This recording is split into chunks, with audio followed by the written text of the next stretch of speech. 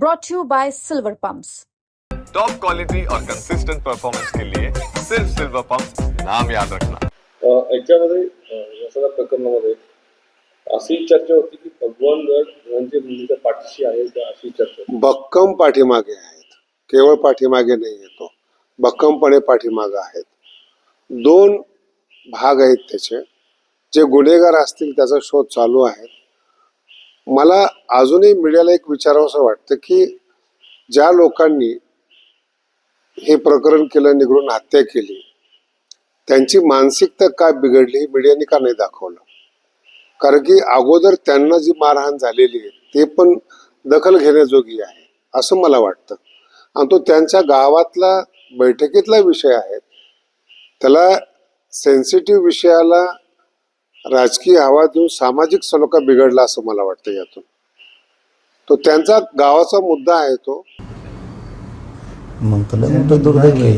त्यांची मानसिकता तशी का झाली याची मीडिया दखल का घेत नाही? म्हणजे आरोपीचं समर्थन नाही, काहीतरी गफलत असेल ते. मग तो हे राज्याचं लय मोठं दुर्दैव आहे. लय मोठं म्हणजे मी महंतावर नाही बोलू शकत, कारण शेवटी महंत आहे. जर चुकीनं गेला असेल एखादा शब्द किंवा बोलण्याचा वगैरे झाला असं दुरुस्त करतील. म्हणजे काय, खून पाडला आणि तुम्ही हाणणाराची भावना अशी कशी झाली म्हणलं याला प्रोत्साहन देणं म्हणतात गुंडगिरीला. म्हणजे राज्यात गुंडगिरी उसळली पाहिजे म्हणजे क्लिअर चित्र व्हायला लागलं. जातीवाद जे बोललं जातं आपण, तर मग एक बाजू घेऊन बोलायचं आणि ज्या कुटुंबावरती, ज्या संतोष भैयाच्या लेकरांवरती, आईबापांवरती जो काही अन्याय झाला आहे, जे चित्र विद्रूप झालं आहे त्या घराचं, संकटातून पडलं, उन्हात घर पडलं आहे ते.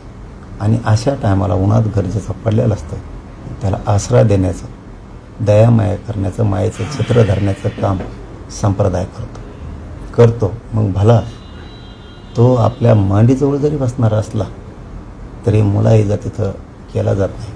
आणि त्याच मुशीतली तेही महाराज आहेत की कोणाचाच गुन्हेगारांचा मुलाहिजा करणार नाहीत.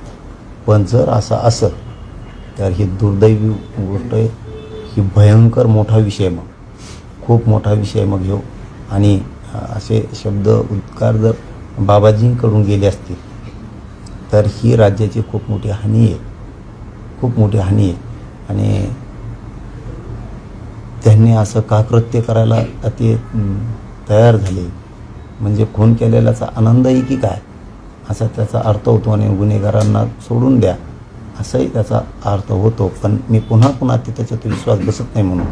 कारण एक काळ आमचा सगळा परिसर जीव के प्राण मानणारा गडाला आहे. म्हणून बोलण्याच्या वगैरे एखाद्या दिवस बोलले असतील, मला तर नाहीच बोलले वाटतं. बोलले असतील तर दुरुस्त करतील.